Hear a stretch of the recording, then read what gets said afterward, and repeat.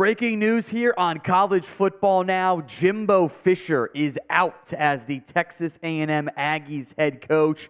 Just like 2 years into that 10-year record-setting $95 million contract that he signed, the Aggies have made the move to part ways with Fisher. Was first reported by Texas Aggies. They were going to. ESPN says they've informed him already. A $76 million buyout for Jimbo Fisher, who I am formally requesting to, let me hold $1.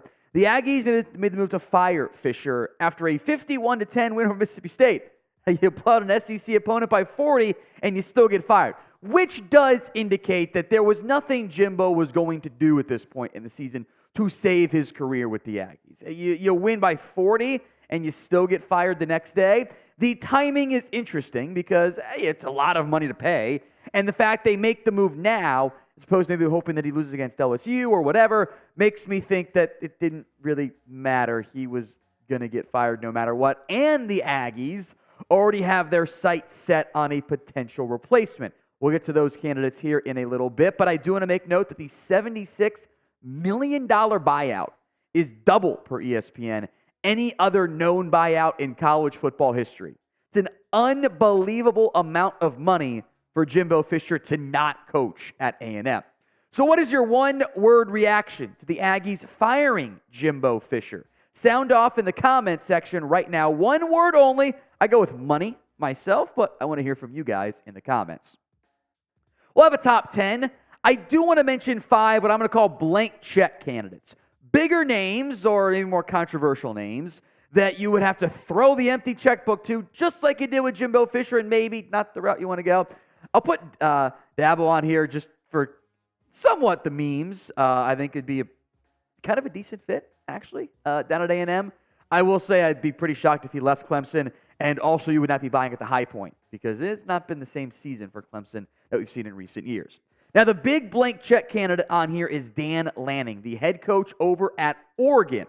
Of course, Ducks making the conference jump this upcoming, or next season, I should say. I know A&M fans want him. This is not the same caliber of job, A&M, that maybe it was when Jimbo first took it. It's kind of in a bit of an awkward spot. You would really have to throw the checkbook at Dan Lanning, and there's still Phil Knight money for Oregon. So I don't know how realistic that one ends up being.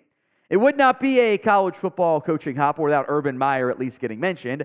I don't know if the drama from his time in Jacksonville makes it worthwhile, but college only, he's been really good. And imagine telling an A&M fan, 2 or 3 years ago, you're going to get Urban Meyer, go, oh my God, yes. Stocks are stocks, and this one is down. Why do I feel like James Franklin's going to get an extension out of all this? I feel like a lot of coaches, by the way, are going to get paid. The agents for all these miracles be like, hey, got to pay us. A&M called, got to pay us. I would not be surprised if Franklin and others get paid in the end. And you have to mention Deion Sanders here as well. I don't think he's actually going to jump ship. I also don't know if A&M is where he would want to be. Not sure that stylistic fit is all that great. Plus, I think he wants to let his kids finish up their careers at Colorado because there's the 2-time transfer rule. It gets a little bit dicey all of a sudden. So I don't think Sanders makes a jump to A&M, but something tells me he'll get linked at some point. Who do you think should be the next Texas A&M head coach? Our top 10 candidates set to come here. But if the ad comes on YouTube, take advantage of it. Head down to the comments. Let me know who you think should be the next Aggies head football coach. I keep seeing Cliff Kingsbury mentioned, and we'll pull from the other outlets that are saying this, and that. I hate this idea for A&M. Cliff went 35-40 at Texas Tech. Then he gets hired as the Arizona Cardinals head coach, and he goes 28-37-1, where they had a terrible playoff performance in the one game they made it. He can't keep failing upward. He can't keep getting away with it meme, I don't understand. I've never thought Kingsbury was all that great of a head coach. He had Patrick Mahomes at Texas Tech and couldn't do jack with it. And now he's going to be the A&M head coach? That's why he's 10 on my list. I think he might end up being higher for other outlets. I have no desire for the Aggies. I'm trying to save you the headache there, Cult of A&M. Number 9, Jed Fisher, the head coach over at Arizona, or Jed Fish, excuse me. Not Jed Fish, not Jeff Fisher, to be clear. Fish took over for Kevin Sumlin at Arizona. That might be a trigger warning for A&M fans, too. And just steady growth. 9 and 8 on this list, by the way, are kind of the ascending candidate pools. 1-11 his first year, but they were terrible.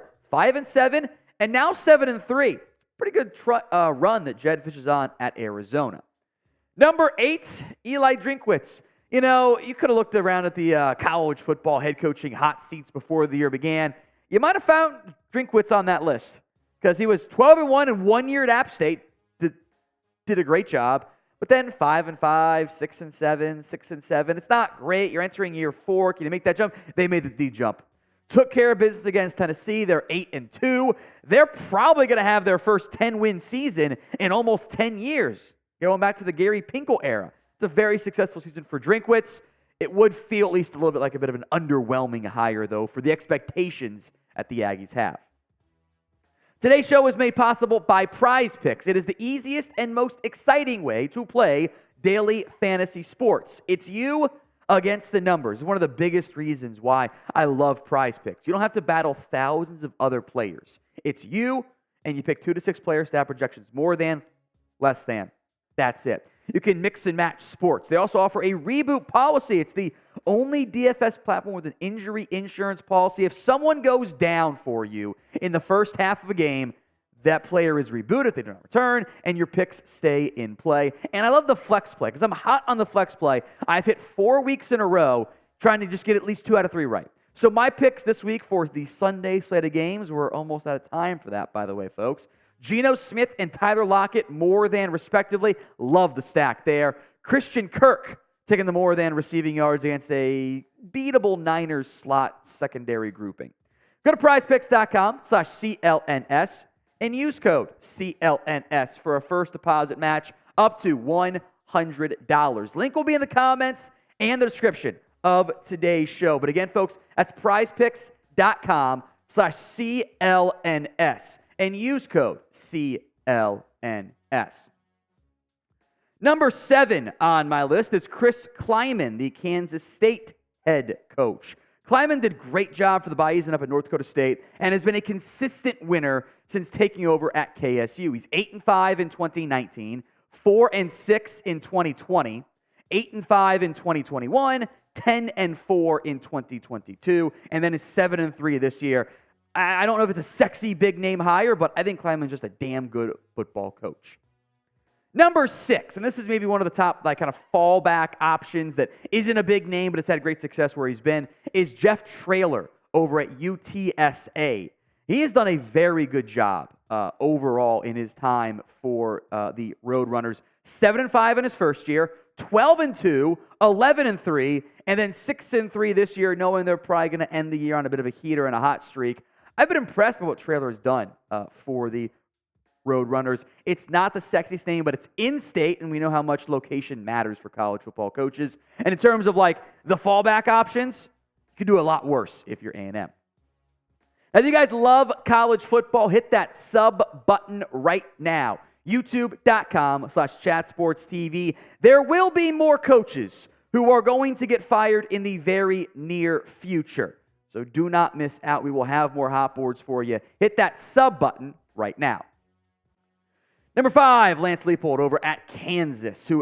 Lance has done the unbelievable. He's made Kansas into a real contender. He had great success over at Wisconsin Whitewater, went 109-6, goes to Buffalo, has a good little run, gets them to bowl eligibility, makes a successful stretch for one of the tougher MAC schools to win at, and then goes to the worst Power 5 school by, I think, a significant margin, and is 15-9 in his career. 6-7 last year, 7-2 this year. Yeah, he had the painful loss against Texas Tech. I've been very impressed by what Kansas has done. He's made them a real threat. Imagine what he could do with actual recruits and NIL money at A&M. So how good do you think this Texas A&M job is, all things considered? Is it an A-tier job, B-tier? I don't think it's a C or a D or an F tier because it's A&M. They have all the money you could ever want. Grade the A&M job caliber for me. A, B, C, D, or F. Number 4, Mike Norvell. And the biggest issue you might have here is, hey, can you really hire another FSU head coach if you're A&M? Are the optics too strong in that area? Had success at Memphis.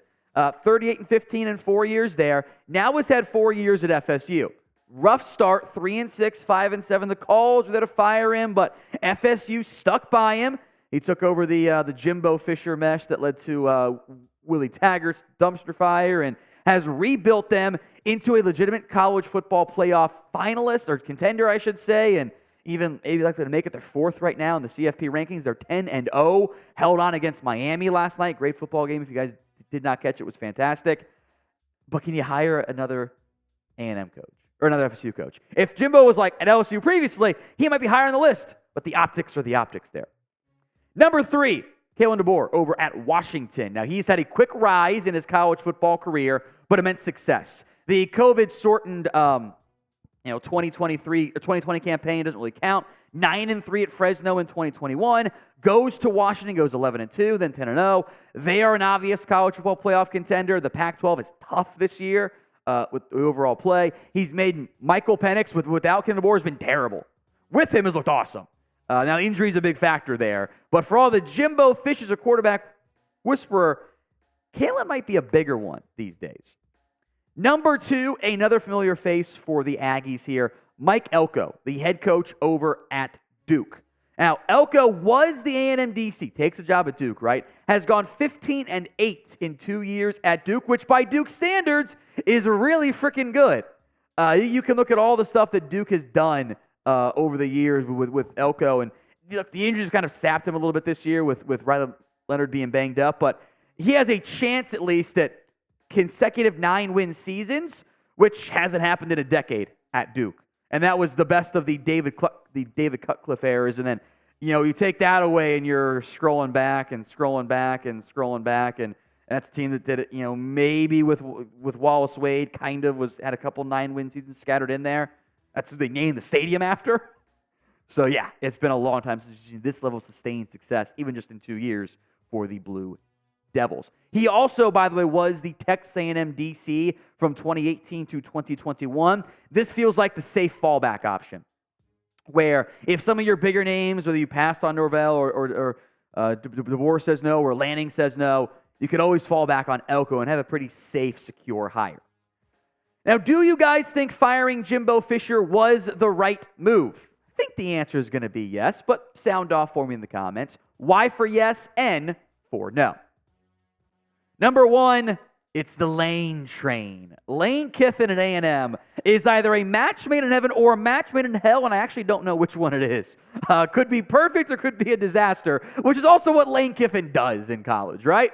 Gets the early job with the then Oakland Raiders, goes 5-15, gets canned, takes the job at Tennessee, 7-6, goes, see ya, I'm going to USC, goes 28-15, gets fired in famous fashion, or infamous fashion, not sure which is the proper terminology there, then takes some time off, goes to the Nick Saban School for Coaches Who Can't Coach good, and with other stuff good too, takes the FAU job, has success, 26-13, and had Ole Miss in the top 10 this year, which is crazy because Ole Miss, that's not what the Rebels end up doing.